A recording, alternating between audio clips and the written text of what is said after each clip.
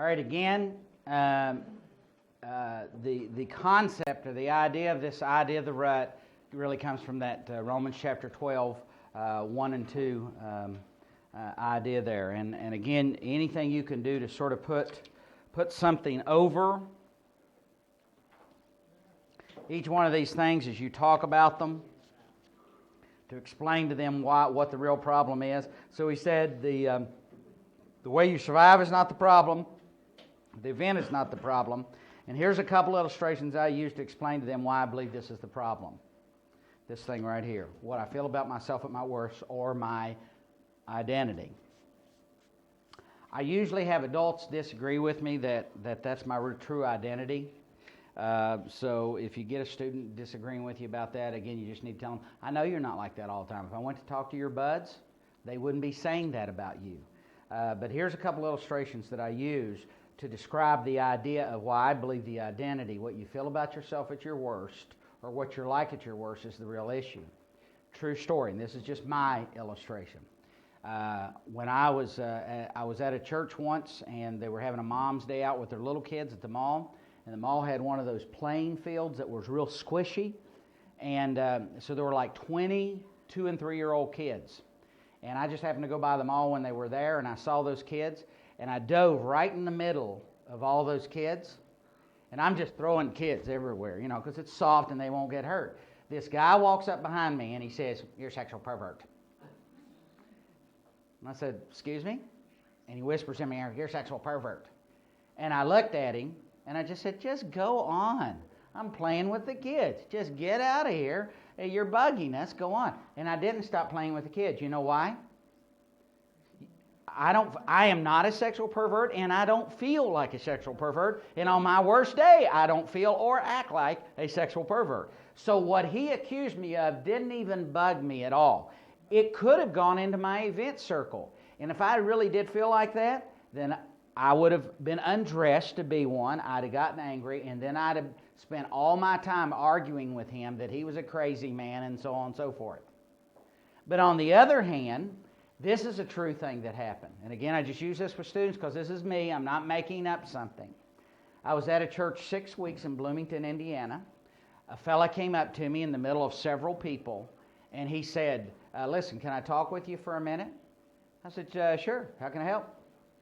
And he says, "I just wanted you to know that you're the most worthless pastor I've ever met in my life. Could you please do the church a favor and just leave now before you destroy us?" Well, here's what I did. I mustered up all the debate ability that I have, and all my rico suave, and I stood there quietly, in control, without raising my voice once, and I debated him right into the ground in about 10 minutes. And when I got done, the man was in tears, and he went running out of the building. Now, here's an interesting thing that happened. Everybody around me patted me on the back and said, "Boy, it's very obvious why the man hired you. You are amazing." Everybody's patting me on the back, telling me what a great guy I was. Can you believe I did that? Now, was the guy wrong in what he said? Absolutely. It was even if I was worthless as a pastor, it was an inappropriate setting for him to do that. If he really had a gripe with me, there was an appropriate place to do that, right? And the truth is, it came out later on, he didn't like my long hair, and he thought I came off like a used car salesman. That was his only two gripes. I didn't even know the fella. I'd said maybe 2 or 3 words the whole time I'd been there. But you know what? What I did was wrong. I destroyed that man with my cunning flesh life. So if I'm communicating this to a student, I ask him, I make 2 points to him. First of all, you don't want to be on the receiving end of that when I go in that mode, because that can destroy people. But what's really sad is everybody was patting me on the back. So let's see. The guy came up and told me that I was a failure as a pastor. Well, you know what? The truth is, and nobody knew this, I believe that I would never measure up to be as great a pastor as my dad was. I really did believe I was a failure as a pastor, but nobody knew it. And the proof of that is internally I was so mad I couldn't spit straight. There it is again. But rather than doing a socially unacceptable thing, I just pulled out all of my keen, cunning little tools that I learned in seminary. I mean, it was pretty good. And my suave personality, and I destroyed the man. It got rid of the pain. He left. I had an incredible amount of pleasure because everybody's patting me on the back, and it was the bonus plan because I really had the rep that you better not mess with Tim Lester. He's the man after that. I heard about that event for weeks after what a cunning fella I was. Except I knew in my heart, and I kept replaying in my mind what I said and how the guy's face and his demeanor just went down, down, down, down. And I couldn't get it out of my head, and I knew that I really was a failure as a pastor because a true pastor, a true Christian, a fellow that really had a heart for people would never do that to somebody even if they were being attacked. And so the very thing I did to feel better just proved that I was a worthless pastor. So you see, this really does control what you do or don't do. And people really can control what you do or don't do. I want to strongly encourage you as you're working with a student. I don't care that it's in their world. What I care about is that they see that you can either not be controlled if this is in order for you, or that you can be controlled if this is out of order at a particular moment for you. And you make that real for them as you communicate that to them. Because now they've got an adult who's not pretending with them, and they've got somebody that knows the reality of how this works in a person's life. And you just proved to them that what you said was the problem really was the problem. Any questions about that? Can you see how that would work with a student?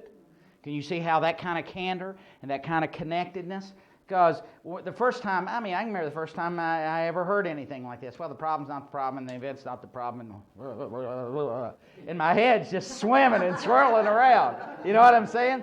So you've got to track them through with this, and this is what I leave them with after this.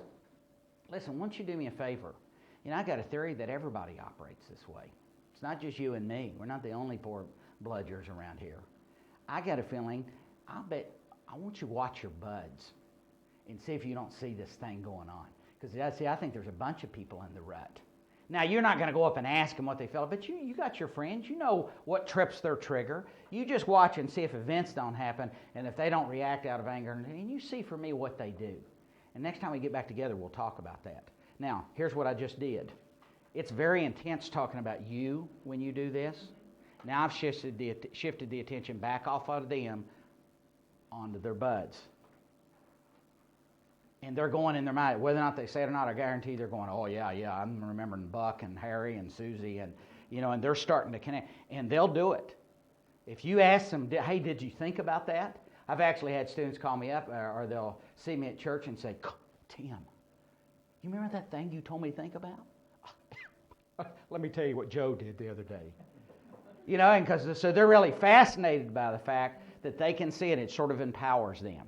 That's what I'm saying. So again, we're going back and forth from them and their reality to you and their reality and the reality of what everybody else is experiencing. And the more they see themselves not as the only loser that walks on the planet, the better. And of course, at the end, the last thing you're going to say to them with this is, look, one of the things we're going to look at is how we can break this rut. Because you know what I hate?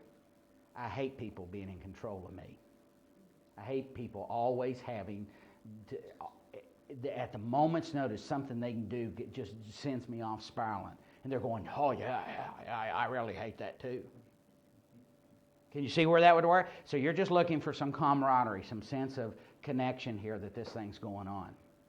It's got to be in your words. It's got to be, but this is just a nice format for them. Now, let me point out something to you abiders here that you might be asking questions about. Well, but on the other diagram, we make this, we put this over here and put this over here, and we don't have my best, and I don't want them to think that they've got to keep up this success suit. I know all that. I'm not worried about that. I've got to get them on track with me so they see how this works for them. We're going to come to a solution. I promise you we're going to come to a solution. But the intricacies of all that is not what I want to go into with the student. As her comment is that sometimes people think of just my parents are controlling. What we've done is redefined it to say there's lots of people that can control you, and I don't want to go there. I don't want to be there anymore. I want to be. Well, the truth is we do want somebody controlling our life, and I know that. We got plenty of time to say that. I want Christ controlling my life. But what I want to do is hook them with the fact that you're being led around like somebody's got a fish hook in your nose by all these people and places and things. And by the way, if I've taken their history and I know that a sister or a brother or some group at school has got them and they're reactive to them and they're controlling them, I definitely want to bring that into this when we're talking about the reality of what's going on in their life. One last thing I want to say before we move on to this is this. Anywhere along the way, and depending on when you take the history, and I understand we've talked about taking a history early and so on, but for instance, some of you guys that might do this in a more informal setting, you're probably not going to have a 5-minute conversation and then say all of a sudden, listen, we need to back up and take a history here before we go much further. Obviously, you're not going to do that, but just depending on where you end up taking your history along the way, whether it's formally or informally, I want to encourage you that as much of what you heard in terms of where their idols are, which fit in here, if you notice, sometimes if I got a Christian kid and they've heard the pastor talk about idols, I'll bring up that this is an idol. If they're really not into that verbiage, I may or may not say that here. I can bring it out later. We got plenty of opportunities to bring that out. Excuse me. But you want to bring as much of their own history into this because they may have some trouble seeing how this works out for them. And a part of your job is to pick those pieces out and identify that for them. And here's the beauty of it. If you are just regurgitating back to them what they actually communicated to you, you aren't telling them how they're feeling. You're just echoing back what you thought you heard them say. Does that make sense? This is just what the desired impression that we did up here. It's what they want people to think about them. So you could just as easily say my desired impression. You remember the story we tell people with that? That's a good question. Does it mean their unique self under the control of Christ? No, that's not what I'm talking about. We were just talking about the impression, the success suit that they walk in. All right?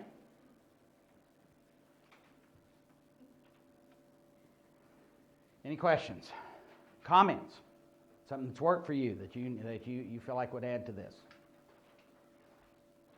Again, this is not a new diagram. We're just taking a little different twist as we think about working through it with students.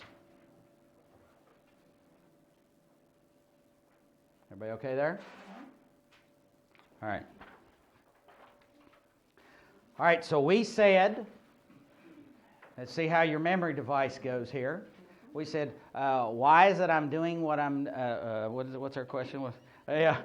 Show me the way I am, or show me what I'm doing. Whatever words you want to use, I don't care. Show me why I'm doing what I'm doing. Show me how I got the way I am. I got the way I am. First of all, what's the first one? What's the first main word we're talking? Huh?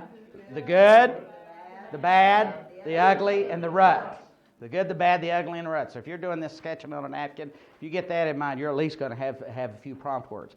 Okay, now we want to ask, show me the way I can stop this madness. Show me the way I can stop this madness. And our point here, and you can write it anywhere you want to, something, or more specifically, someone has got to go.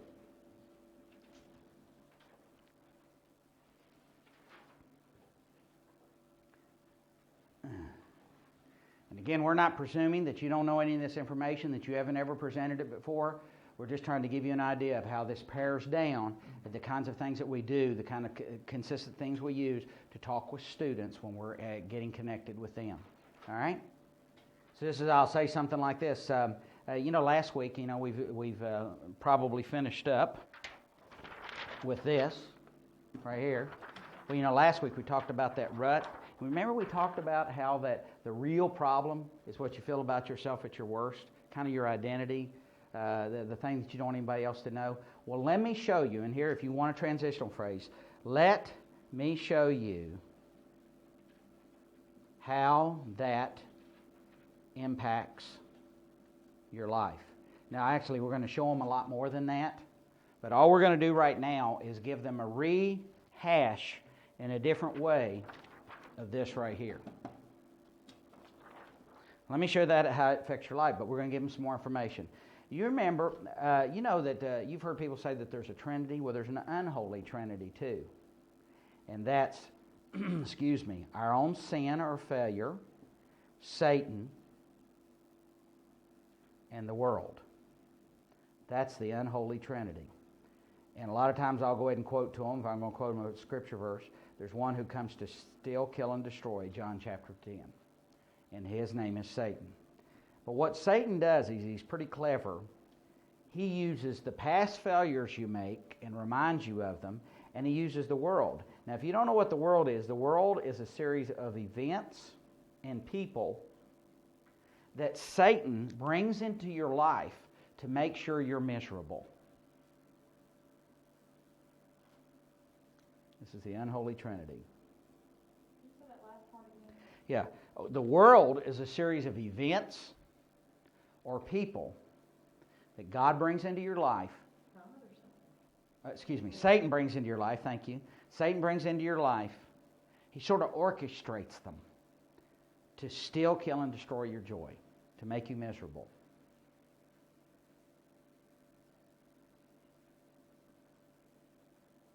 Now, if you remember, we said that when you were born with a fellow named Adam in you. You remember we talked about that before? Oh, yeah, I kind of remember that. And do you remember what Adam was like? And so all I'm going to do is bring him back. Do you remember that he felt like a failure? And do you also remember that he was weak-willed? And he was a blamer? And he made stupid decisions? You know, whatever you went over with them in that. Basically, Adam was just a no-hoper.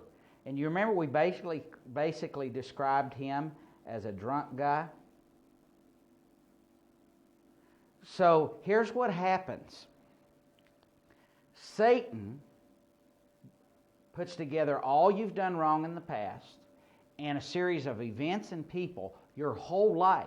He has a horrible plan for your life. He's out to steal, kill, and destroy your joy. And what he does is he starts dropping little thoughts into people's heads.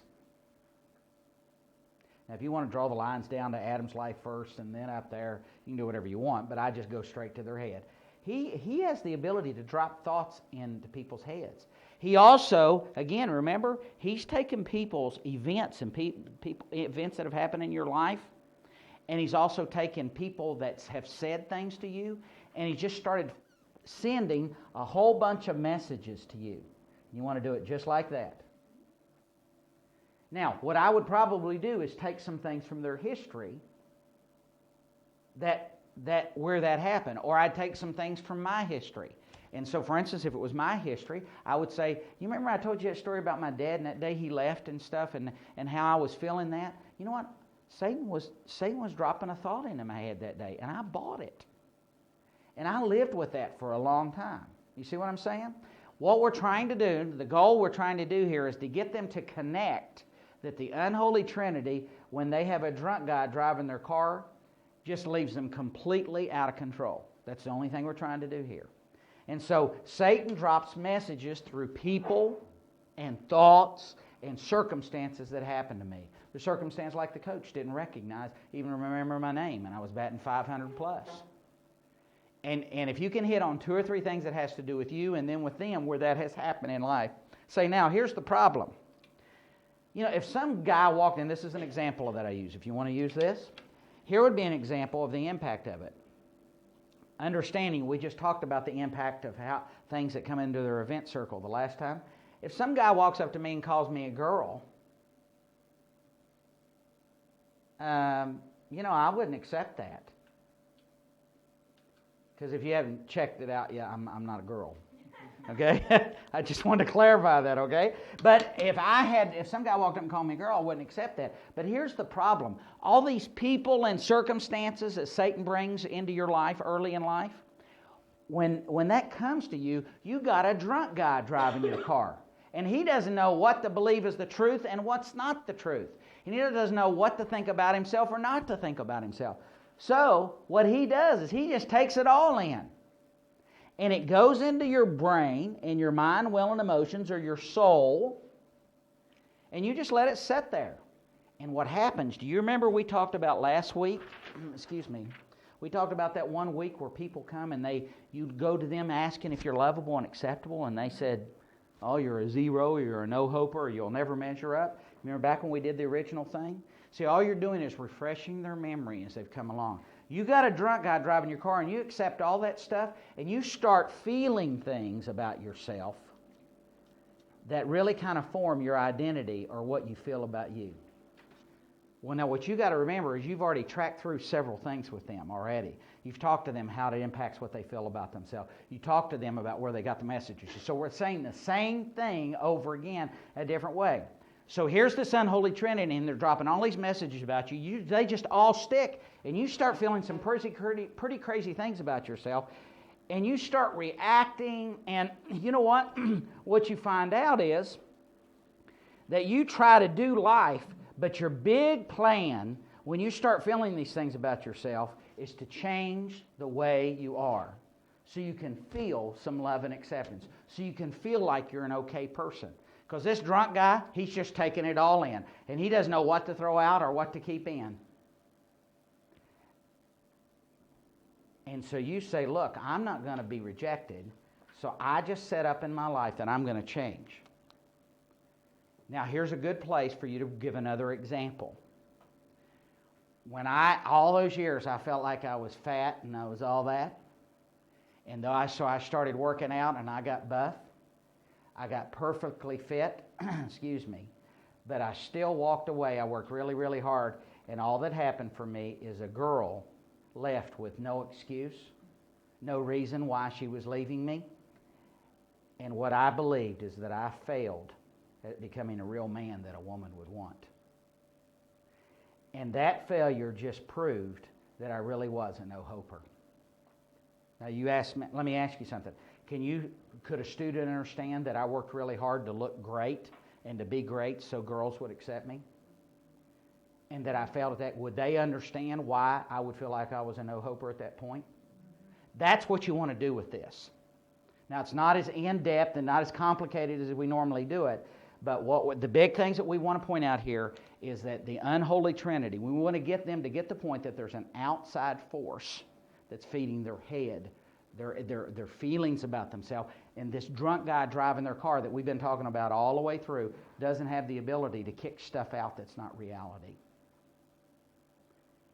And I work really hard to change.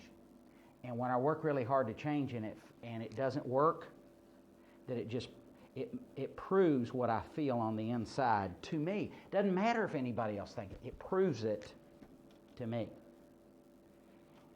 And then what you want to say to them is, have you noticed that everybody's always working really hard to change, so everybody will think they're really cool, that they got it together? You want to make the point. So all the emphasis is on change. I'm going to change something on the outside so this drunk guy on the inside can feel really good. Does that make sense? Are you tracking okay with me? I'm not going too fast? All right? Yeah. And then this is just what I want to say. You know what? I got good news for you. It didn't work for me. It's not going to work for you, but there is a way that you can be okay on the inside. That you can actually get rid of all that nasty stuff that's in your head that seems to control everything you do. God's plan was never that you try to change on the outside to become okay, to feel okay on the inside. God's plan was to exchange this drunk guy for a sober guy. And somebody that has the ability to deal with all the trash that comes your way. I'm going to state that again. God's plan was never that we change on the outside to be better and better and better so we could feel good on the inside. His plan was to exchange this drunk guy for a sober guy. Somebody that has the ability to judge if there's some idiot that's telling me something about me that's not the truth. Give you a second to write that down. Now, let me go back to this side for just a second and tell you this. It is imperative that you give them as many examples from your life and their life as you can possibly give of these attempts to change and how it failed and how they ended up feeling the same way. Because they live in life And so you need to illustrate this over and over again in life. And a lot of times, if I got a student that's not getting it, I'll say, listen, you ever get sick of people just making more and more lists for you? You ever get sick of that? You know, every time you think you got it right and somebody changes all the rules.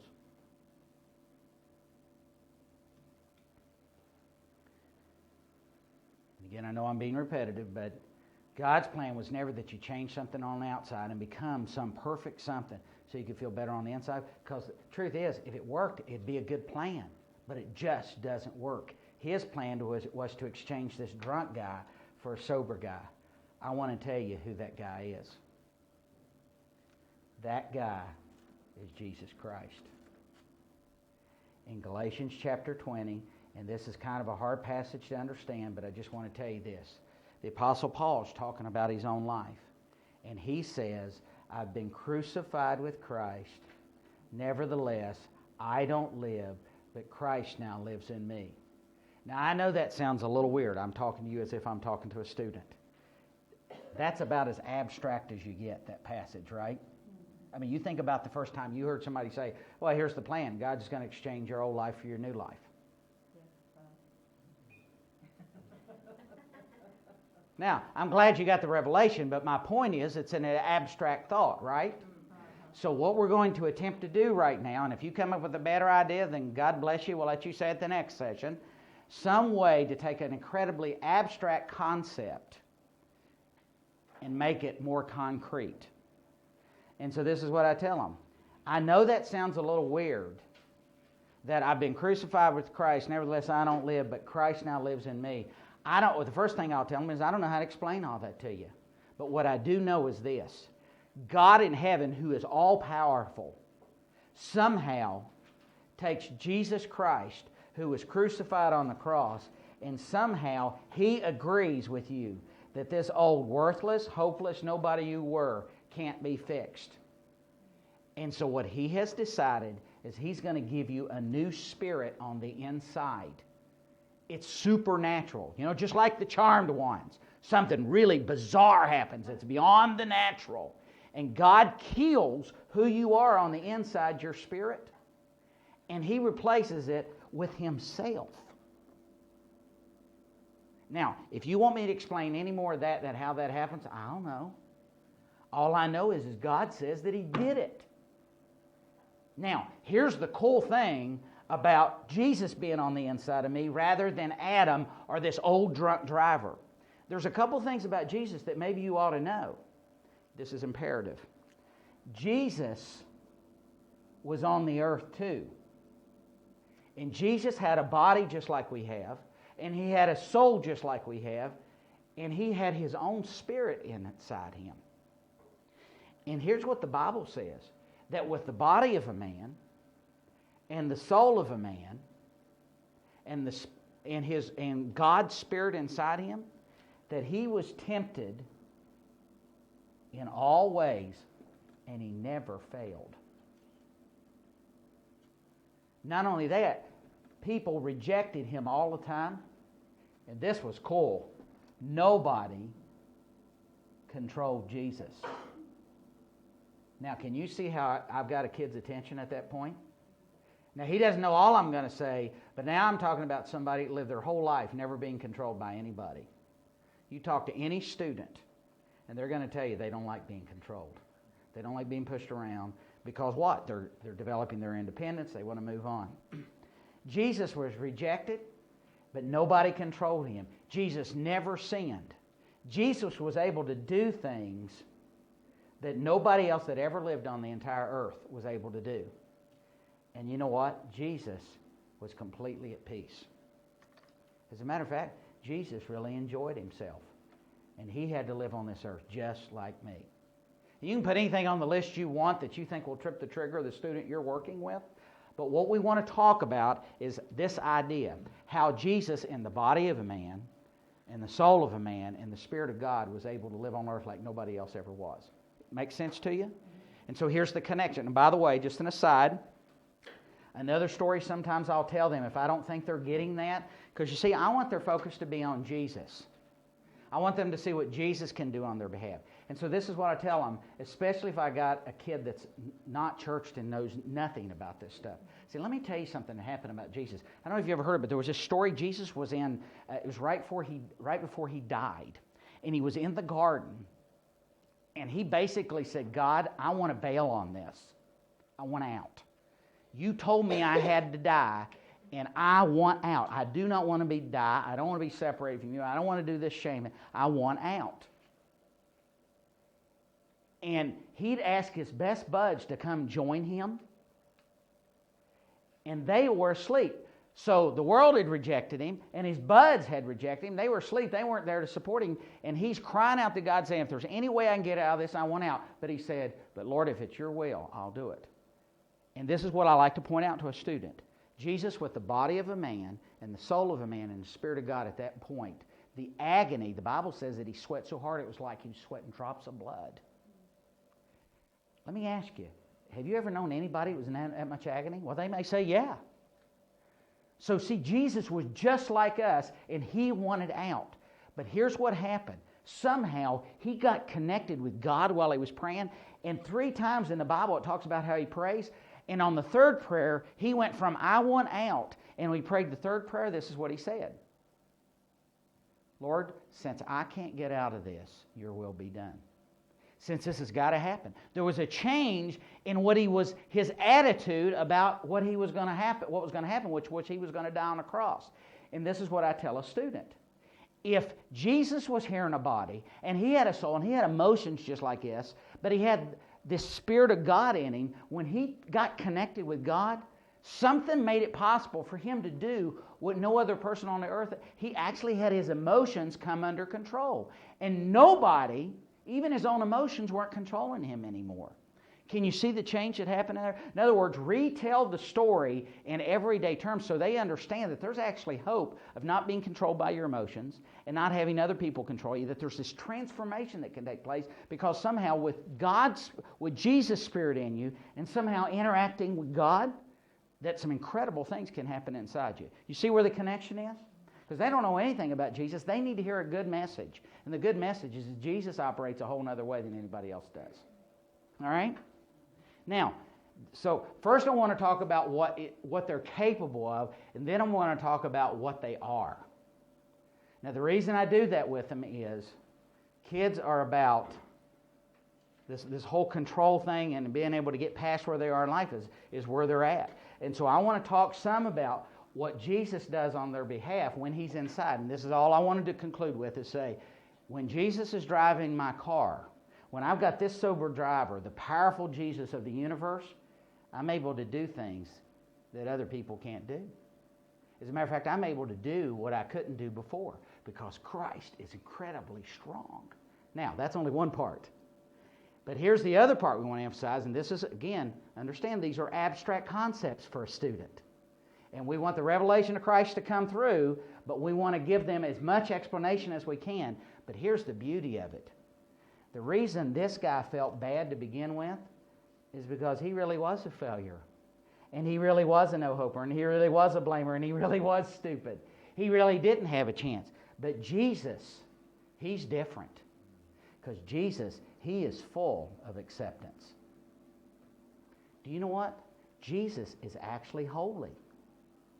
And Jesus is actually full of power.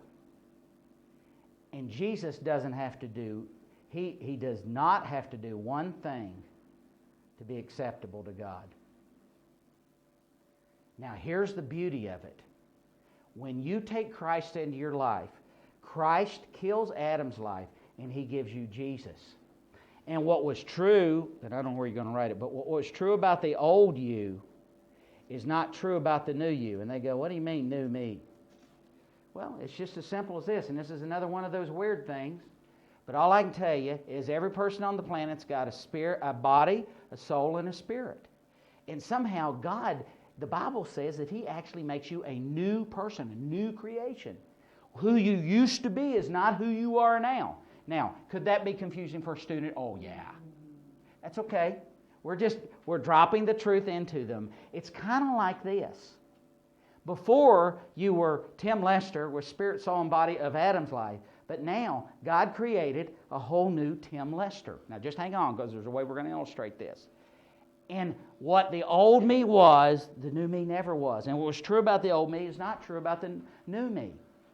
And what that means is I now am completely acceptable. If I go out here today and totally screw up, God, because of Jesus is in me, says, you're one of my kids. And you're acceptable to me. I love you. I'm going to try to help you move out of that. You don't have to be controlled by that anymore, but you're completely acceptable to me. As a matter of fact, you're one of my holy kids. You're mine. Now, we give two illustrations, and you just go right on through that. And you know what? You're actually full of power. You may not know how to use it. You may not know how to access it yet. But what's true about you, Christ, is now true about you. You see, you've become a whole nother person. We're going to give them two illustrations. And you say, is any of this confusing to you? And they're going, yeah.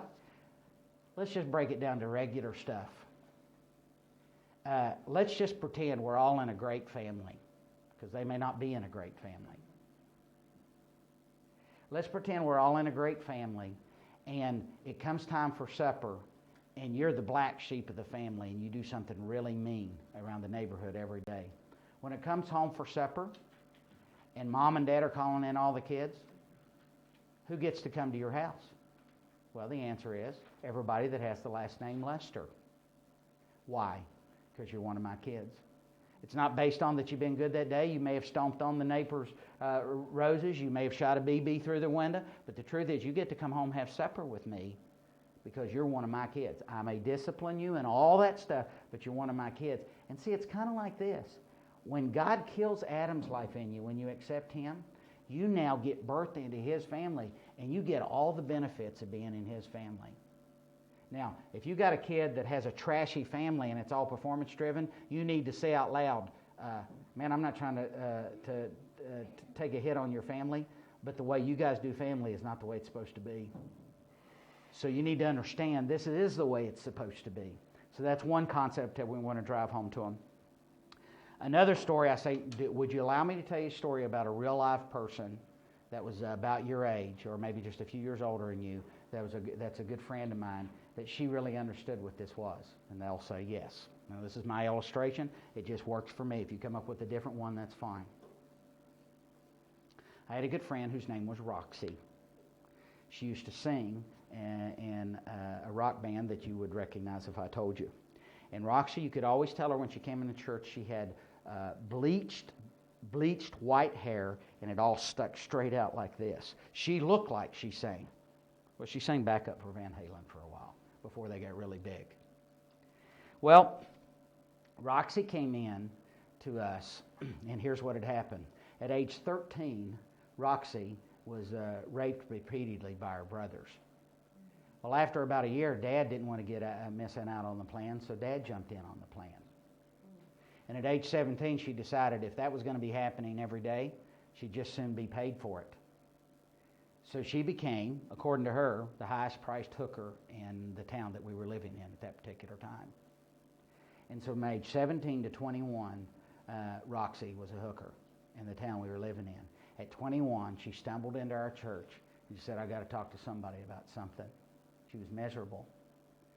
Well, we talked with her a long time, and the long story short, we came to this part. And the thing she said all the way through the time we were sharing with her was this: I just wish I could jump out of who I am, and become somebody totally different. I'd just like to get out of this body. She took showers constantly, trying to just be clean. She said, I just wish I could be somebody else.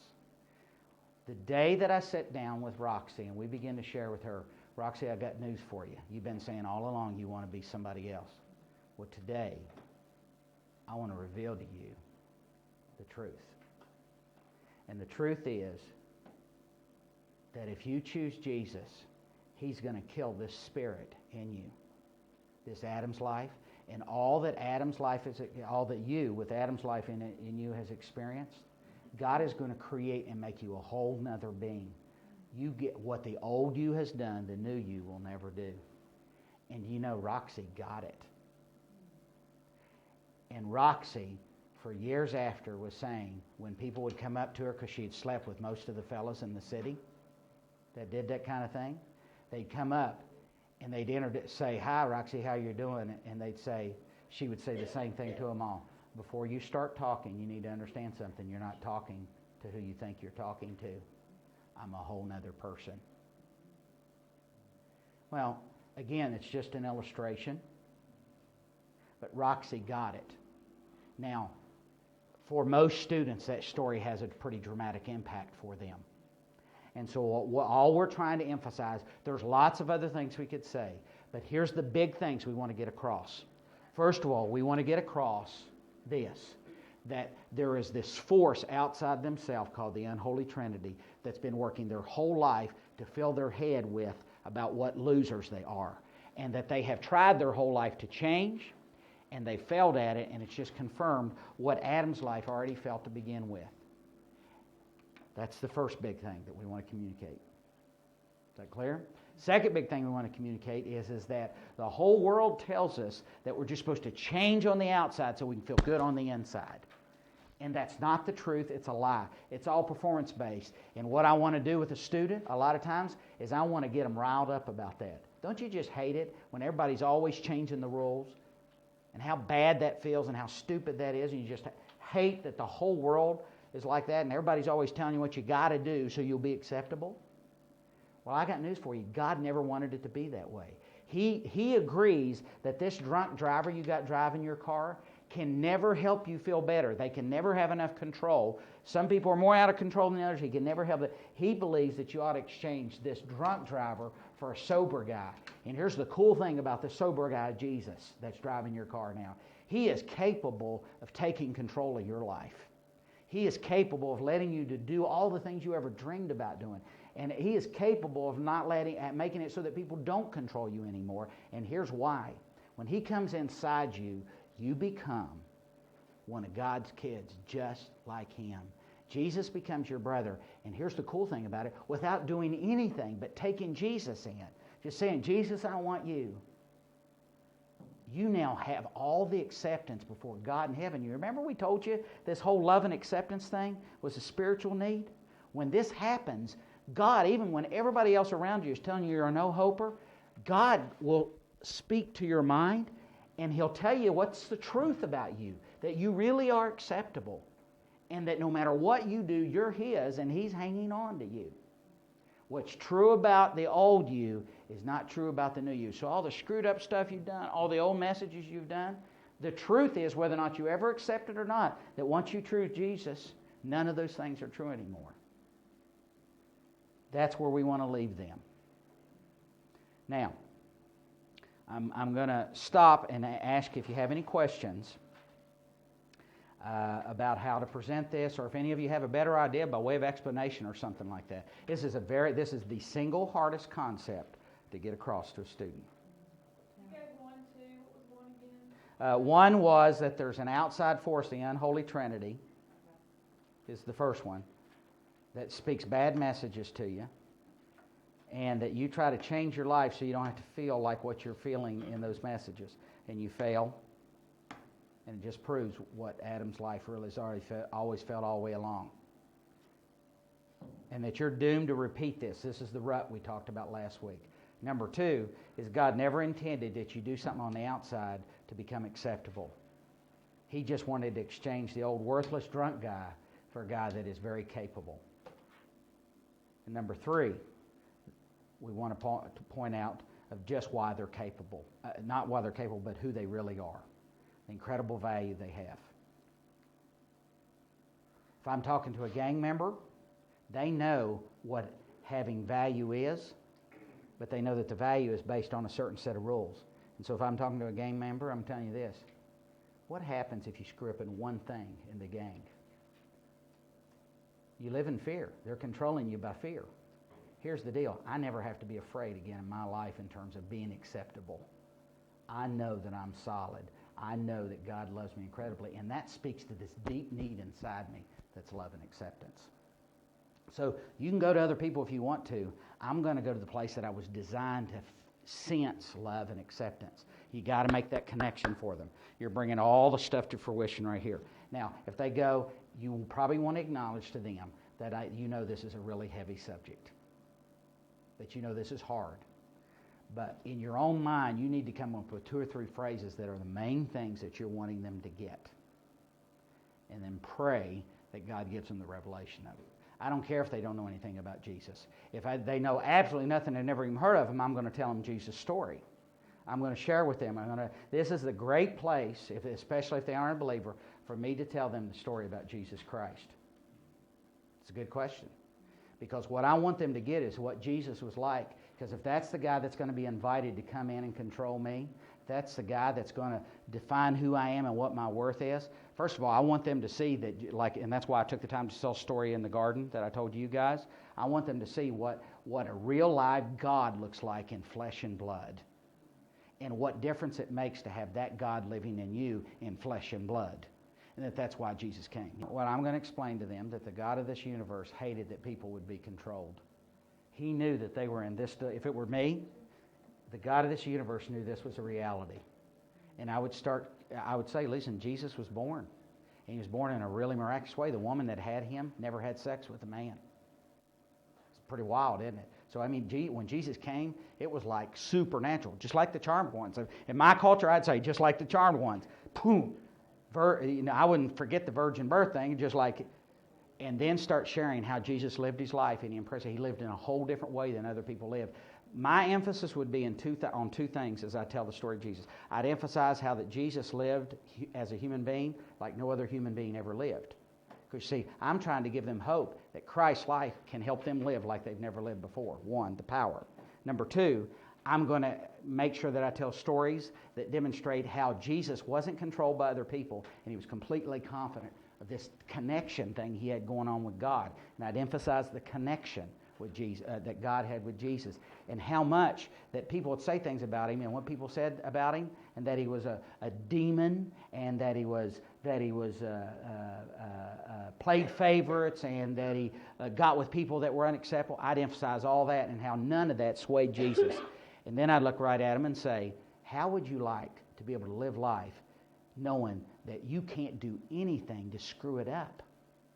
That God's always going to keep coming at you. You can make mistakes and you can sin, you can do wrong things, but that God is going to keep you on the track, and you can actually do things you were never able to do before, and you can be completely, and they may not have ever felt what it was like to be completely accepted without performing correctly. So I'd spend some time talking about how Jesus operated in that way, and some of Jesus' messages, that his voice of acceptance and love. That's where I'd spend the time. We do quite a little bit of work with unchurched people that really don't want to go to counseling. And this is what I usually tell them. Oh, we don't do counseling. Oh man, counseling, that's crazy. A psychologist will drive you mad. And then I just say, but listen, I want to tell you, what you want to listen for when you're talking with an unbeliever is what's their pet peeve, their little thing that gets them. For a lot of students, it's they don't want to be controlled by anybody, and that's why that thing comes through a lot of what I'm talking about. The other thing I want to say, and then I'm going to cut you loose here. I recognize that this doesn't cover a lot of the deep teaching we do about this exchange. I understand that. What I said can be confusing even to a student, and I've been pretty simple. That's why when I get done with the whole thing, I want to make sure that I get the big stuff in. You understand there's an outside force coming against you. Honestly, I want them to be afraid of that. I want them to understand that there's something working outside them, that this is not a game, and that there's some force working outside them that has the ability to input into their life, and they don't get a choice. It's part of the big deal. It's part of the package. And that I am sick and tired of working my whole life. How about you? I'm sick and tired of working my whole life trying to change so I can feel better on the inside. Because just a minute I get it straightened out, then somebody comes along and tells me that's not enough either. And blow that, I'm not doing that. If that plan worked, I'd have done it a long time ago. And for me, if I'm talking with a student, I'll go back to just how good I got when I was a student and a young adult, and how together I was. And I'll talk to them I hope I'm not coming off arrogant at that point, but how I was arrogant, and I really did think I was God's gift to women, and blah, blah, blah, and all that kind of stuff. and how that didn't get me anywhere. So even if you get at the top of the heap is not enough. You know, that kind of thing like that. The first thing in this I want to establish for them, where I would deal with it, I want to establish for them that they're out of control and they don't have Christ in them. So that would be my first goal in this. And then I would tell them the story of Jesus and these concepts about Jesus. And then I would just go ahead and say, listen, would you like to know how this guy gets done away with and this sober guy gets put in you? Because, see, from my perspective, and I have done this several times, that's when I'm going to ask that. And so from my perspective, I'm wrong. This is just the way I'm saying it right now. If you want to blow this off, that's fine. But right now, you're still here. And you still got a drunk guy driving your car. I know how you get this guy inside you, but I don't want to be presuming that you want to hear about that. Would you like to know how you can get this guy inside you so that you can have this sense of complete acceptance and that you can have the actual power to deal with the nuts that you and I deal with on a day-to-day basis? Well, yeah, I would. And that's when I just share, hey, listen, Jesus Christ died on the cross for your sins. And just go right on through. And the one condition is that you have sinned against Him. And, of course, I'm going to have to probably define for them what sin is. And with students, a lot of times I like to really emphasize a lot, and this is not new to you guys, but I like to emphasize a lot to them, that sin is not just that I did the stuff that you hear Christians say sin. For you to know to do a good thing and not to do it, even that's sin. And that all people have sinned, and the whole thing. And then listen, the whole thing, the pivotal point here is this. Can you see that God loved you enough to die for your sins? But the pivotal point is, are you going to repent? To repent means say, God, I'm sorry, and I'm open to you moving me out of this. You know, I'm willing to move in your direction and just go right on through. But I look for an invitation from them in this setting to share this. Because here's the thing. The only reason I do that in this setting, whereas in some other situations I've probably been a little more aggressive in that, is if they haven't got that they're in a deep hole they can't get out of yet, I'm a little wondering what they're going to receive in terms of the whole presentation. That's just how I've handled that. So I just say, listen, would you like to know how to get this guy in and this guy out? That's an excellent question. And whether or not you're dealing with adults or students, it's just, especially with students, I want to be very cautious as I move through. Why? Well, because if they've heard anything about religion, they've heard about, Jesus freaks and all that kind of stuff like that. And again, I want to give them a sense they're in complete control of this conversation. What I'll say to them, if they say, well, no, you're probably talking about that Jesus thing, right? What I'll say, it's okay. I tell you what, we're just going to continue. If it's okay with you, can we at least continue on with what's going on in your life and gain some greater understanding?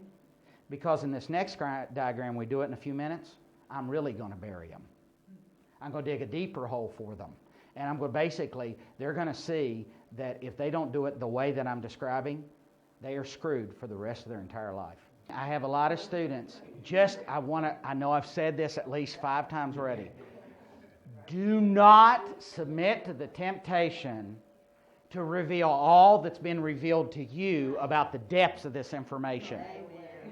Because it'll keep their heads swimming forever, and it's not where. All we want them to walk away with is, I feel like a worthless piece of trash to begin with, and this can change. As a matter of fact, for the believing student, for the Christian, this has already happened.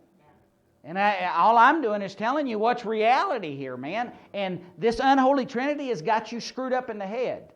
And I'm going to pick up how we transition into that this next time. Okay?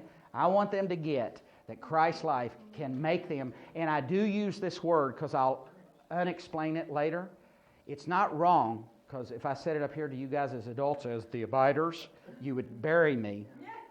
You can feel, this is what I'll say to a student, how would you like to feel love and acceptance? Now, I wouldn't say that to you guys because you'd be throwing bricks at me and all that kind of stuff like that. But for them, that translates. And you know what? I gotta believe something about Christ. I believe Christ will meet them at their point of need. And if they need to sense that and quote unquote feel it, they will feel that. All All right, get out of here. What time is it? Man, we did it again. Rather than getting started on a brand new one, I want to just give you a couple other things that I think will help wrap this up for the student. And I recognize I'm treading on dangerous ground here because I might be treading on dangerous ground in the sense of a student may not have heard a person talk like this before. But after I explain all this and I come up with some illustrations to illustrate how this might happen, obviously anything from your own life that would illustrate how this quote-unquote revelation, how this understanding came to you would be good. Particularly if you have a student, for instance, that is working from the context of a family that was very performance-driven, okay? Then you may have to sort of in simple terms explains when you came to an understanding of why you don't have to push and perform to get acceptance from God. Okay, so that's one thing I want you to hear. Now, I'm just talking to you now. This doesn't necessarily go on this diagram. So recognize you may have to give some explanation from your own life when you came to some kind of understanding this and what it meant to you. That's the first thing.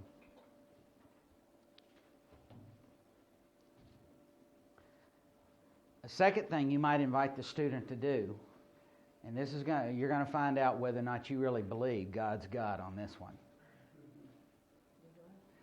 You're going to find out whether or not you believe God's God.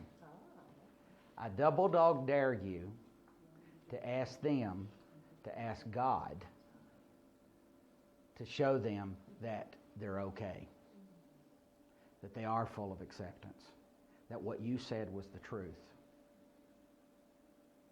Just ask them to say, okay, God, you're supposed to somehow make me be aware of this somehow.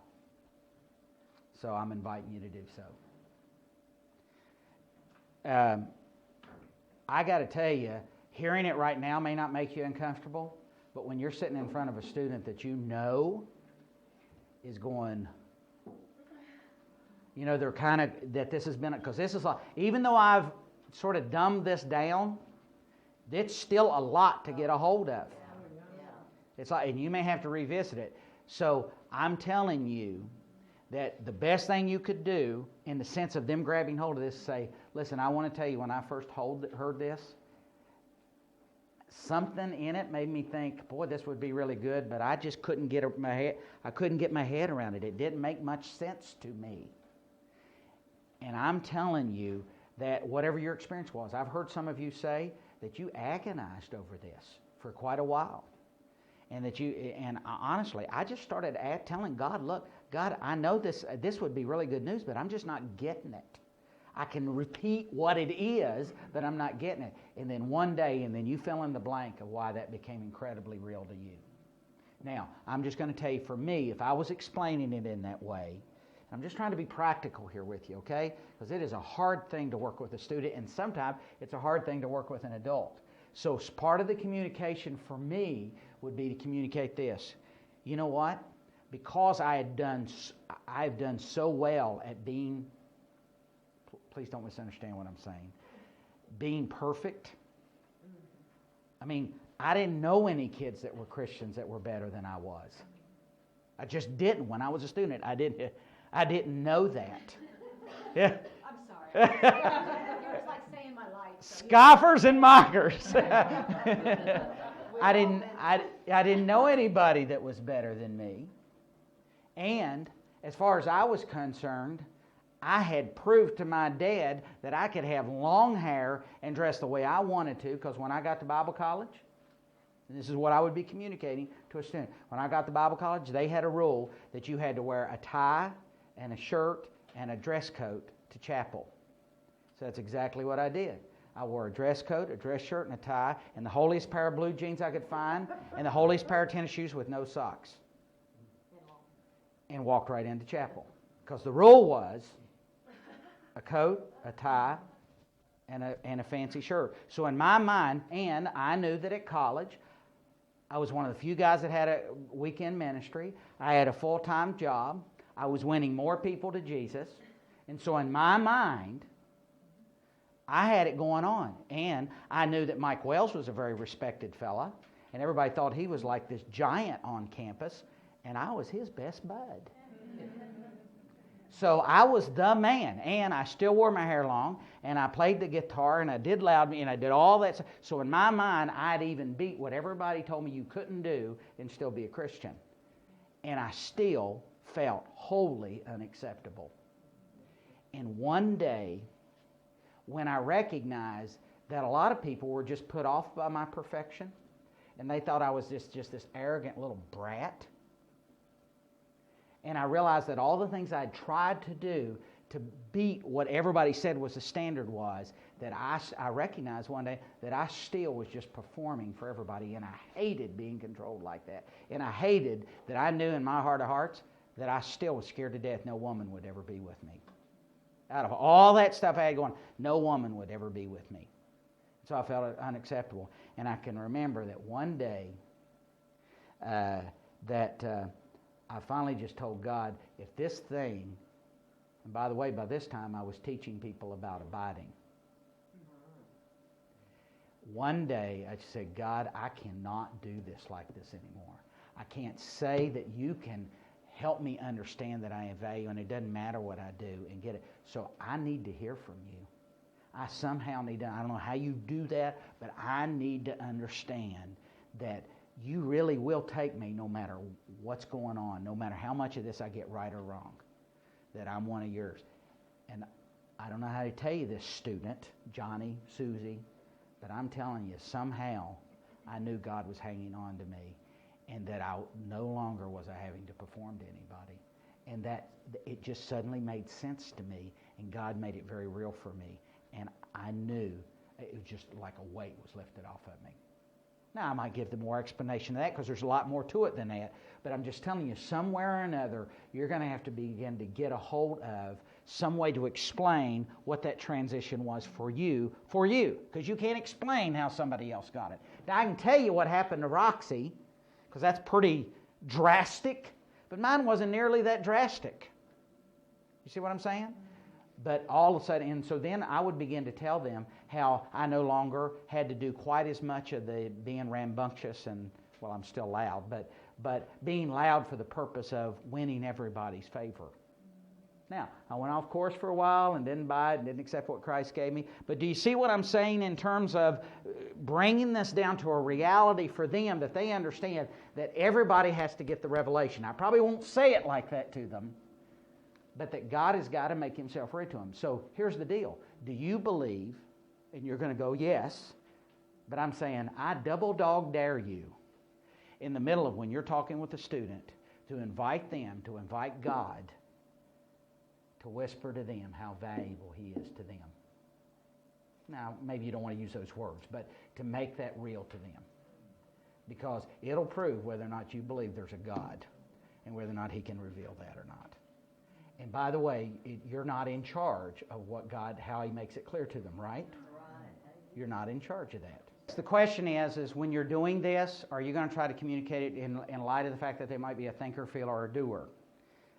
I try to remember that, but here's the truth. It is an incredibly emotional thing for me when I finally came to that understanding. So it just kind of levels the playing field. Because I don't care who you are, even if you're an unbeliever that hates Christians, when somebody starts talking about a reality that is real, that they're saying it's reality and it's real, even if you hate it, what they're saying, and you don't believe it at all, you're going to get incredibly uncomfortable because the genuine article can't be undone. They may walk out of there saying, that's the biggest bunch of hooey on the planet. I think you guys are crazy. Well, that's fine because that happened with Jesus too. But my point is, if there's any sense of openness in their heart at all, they'll be able to tell the difference between the real thing and not the real thing. I certainly, if I'm aware that this person is a thinker and they've got a lot of background, when I took their history, for instance, and I recognize that they think that religion is just a bunch of emotional hooey, well, for that person especially, I might communicate, because this was something that was very clear to me, and this is odd to me. I don't know why the Lord would do this, but necessarily, except that he probably knew that I needed to do way more than the feeling thing as a feeler. But I remember that as I began to understand that God was holding on to me, I actually started making a list to God, and I would talk to God about, okay, so God, what if I keep my hair long for the rest of my life. I'm telling you, this is what I did. The first thing on my list was, what if I keep my hair long for the rest of my life? And I want to do church ministry for the rest of my life doing that. Am I still going to be okay with you? Do I still get to interact with you? That was really important to me at that time. Yep. Number 2, God, if I never get to be as big as my dad was and achieve as much as he did in his life, is that going to be okay? And it was. And I just ticked off right down the list. So feelers usually don't do a lot of list making. And so if I'm talking to somebody that I know that the whole emotional thing is a huge deal to them, for me, that's what I would be communicating. And certainly there have been a couple of kids that I know that are doers, that they're going to whip the world and all that. Well, one of the things that I had to struggle with, and again, this is just me. Yours is going to be different. Hers is going to be different. Hers is going to be different. But one of the things I used to communicate if I got a doer student, one of the things I did when I was in high school, there's a fellow named Jake Butcher. He used to be governor of Tennessee. Well, I was his protege when I was in high school. We had a kind of a explorers extension thing, and it was sort of through scouting, and it was a business world kind of thing. He was in the banking industry, and I hung around with the governor of Tennessee for a year. Well, one of the things I struggled with when I got out of high school is, do I go into that whole world of high finance and and political scene and the whole thing, or do I go into some form of ministry, full-time ministry kind of thing? Well, I said, okay, God, so can I go do banking and finance and the whole political scene? Am I still okay if I don't go into the ministry? Because that really was a love I had, that whole scene, and it invigorated me. Well, so if I'm talking to a doer, I'll talk to them. Look, you can still do all the things you dreamed about doing and dream, and God moves and works in that. Because sometimes the things that hold people back or hold a doer back is they think God's not going to let them do anything, right? So I want them to see that. So that's an example of what you're asking. I certainly would communicate those things if I knew that it would touch them in that way. If they're sticking with me, and if I have a sense that they're going to continue on with me because I have given them a lot of understanding and they know where I'm going, I'll take a little different twist, and I'll do them and say, listen, I dare you to ask God. I think you're afraid to ask God to reveal himself to you. I think you are. Because if he's real and I'm right, there's a whole lot of things going to change around. Now, I don't do that with most people. But if I've got somebody sticking with me, but they're rejecting this process or rejecting Jesus, then that's an approach I would take. One last thing, to transition into the next part, this is what we're going to do. If I'm working with I'm not going to do the next part, but this is sort of a transitional statement or transitional thought, and then we'll pick back up tomorrow with the little guy in the door below. If I'm dealing with a student who is a believer, or not a believer, but especially if I'm dealing with a student that's a believer, they've said, well, I accepted Jesus. How come I'm still struggling with all this stuff, right? What I want to tell them is the next time we get together, I'm going to explain to you that although Christ is already living in you, and he has the ability to bring all this stuff that's been controlling you under control, and he what's true about you is true, whether or not you buy it in your emotions or not. Am I going too fast? There's a way in which you can keep or stifle Christ from impacting your life. And so this Jesus that lives inside you that can whisper to you that you're fully acceptable and that you really are an incredible person, you can stifle all of that influence, and we're going to talk about that next week. That's for the believing kid. Because a lot of students, and this is the last thing I want to communicate to you in this section, if I've got a student that's been a believer and you're convinced they've accepted Christ, they're not feeling any differently right now. As a matter of fact, they might actually be beating themselves up, and I want you to be cautious of that. So sometimes I might say to the believing student, listen, I'm really wondering about something. I just told you that what you feel about yourself is not reality. You think you're unacceptable, that you got to perform and all this stuff like it. And now you're wondering why you could have Christ in you all this time, but you still are struggling and sinning and doing all this stuff that's a problem for you. And you don't, although you may believe what I just told you, you don't feel it at all. Well, I promise you the next time when we get together, I'm going to show you how that could be. Does that make sense for you? The reason I want to do that is because I'm giving them a bit of hope. If I'm talking to an unbelieving person, and I've just presented this in some way, that all these many ways that we've talked about, the thing I'm going to tell them is this. The next time we get together, I'm going to talk to you about how having Christ inside you and having this power that can whisper to you when people are downing you and telling you you're not good enough, how Christ's power that's inside you and His life that's inside you and this new person you become, how it gets out in everyday life experience. Get that? Understand what I'm saying? Because this is, and as a matter of fact, especially to the non-believing student, I might even say, this is kind of weird stuff. I mean, it's just a little na kind of a thing. The next time we get together, I promise you, we're not doing any of the na stuff. We're just going to talk about in everyday life. If Christ is inside a person, if I got a sober driver driving my car, how that really helps in everyday life experience.